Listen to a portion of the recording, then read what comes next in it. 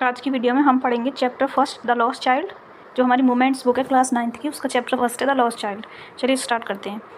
A child goes to a fair with his parents, जो एक छोटा बच्चा है वो अपने पेरेंट्स के साथ फेयर मतलब मेला देखने के लिए जा रहा होता है। He is happy and excited and wants the sweets and toys, यानी वो क्या चाहता है, वो बहुत ज़्यादा उत्साहित है, एक्साइटेड है। एक्साइटेड मीन्स क्या होता है, उत्साहित। जिनको मीनिंग नहीं पता वो नोट भी करते हैं साथ के साथ। तो वो क्या एक्साइटेड था किस चीज़ को पाने के लिए, स्वीट्स और टॉयज़, जो खिलौने और मिठाइयाँ जो उसको दिखाई डिस्प्लेड मीन्स दिखाई दे रही थी मेले के अंदर। देयर ये किसके लिए लगाया, मेले के लिए, फेयर के लिए। ठीक है, इसको ऐसे भी लिख सकते थे डिस्प्लेड इन फेयर, यानी मेले में जो दिखाई दे रही थी। उन्होंने क्या किया, देयर यूज़ कर दिया क्योंकि वो फेयर वर्ड पहले ही यूज़ कर चुके हैं। But his parents don't buy them for him, लेकिन जो उसके पेरेंट्स थे वो उसके लिए वो उसको खरीद कर नहीं दे रहे थे। Why then does he refuse when someone else offers them to him, यानी फिर उसने बाद में उनको क्यों नहीं खरीदा जब कोई और पर्सन उनको ये उस बच्चे को ये सब कुछ ऑफर करा था, तो उसने बाद में क्यों मना कर दिया। रिफ्यूज़ मीन्स मना कर देना। तो इस स्टोरी में हम यही पढ़ेंगे कि पहले जो वो चीज़ें खरीदना चाह रहा था तो उसने बाद में उन चीज़ों को बाय या खरीदने के लिए क्यों मना कर दिया। चलिए देखते हैं क्या स्टोरी में आगे। It was a festival of spring, यह बसंत ऋतु का त्यौहार था। ठीक है, किसका त्यौहार था, फेस्टिवल ऑफ स्प्रिंग, बसंत ऋतु का। आपके एग्जाम में क्वेश्चन भी आ सकता है कि जो लॉस्ट चाइल्ड चैप्टर उसमें उस फेस्टिवल कौन सा फेस्टिवल था, तो आपको बताना है कि it was the festival of spring. ठीक है, from the wintry shades of narrow lanes and alleys immersed a gaily clad humanity.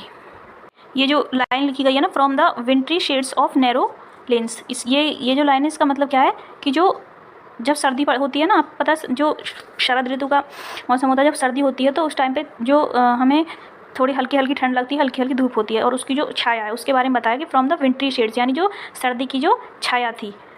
And alleys immersed a gaily clad humanity, और जो उस छाया से जो उनके अंदर खुशी उमड़ रही थी, मौसम भी अच्छा था, मेला देखने जा रहे थे, थोड़ी थोड़ी छाया भी मतलब दिखाई दे रही थी उन्हें, तो उसमें वो कहाँ जा रहे थे, मेला देखने के लिए। तो alleged immersed a gaily clad humanity.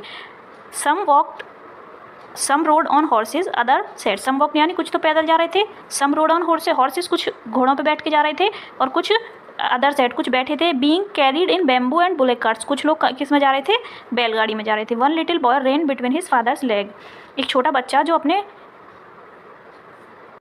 पिता के पैरों के पीछे भागा। ठीक है, जो एक छोटा बच्चा था वो, ये इस लाइन का मतलब क्या, वन लिटिल बॉय रैन बिटवीन हिज फादर्स लेग, एक छोटा जो लड़का था जो मेला देखने जा रहा था वो अपने पिता के पैरों के पीछे भागा। Bringing over with life and, और कैसे क्या था, वो बहुत खुश हो रहा था, with life brimming over with life and laughter, ऐसा लग रहा था कि जैसे उसका जीवन खुशियों से भर गया है, उसको सब कुछ मिल गया है। कम चाइल्ड कम कॉल्ड हिज पेरेंट्स, उसके जो पेरेंट्स थे उन्होंने उसको बुलाया कि आओ बच्चों, आओ बच्चे आओ। एज ही लेग्ड बिहाइंड, क्योंकि वो बार बार पीछे छूट जाता था।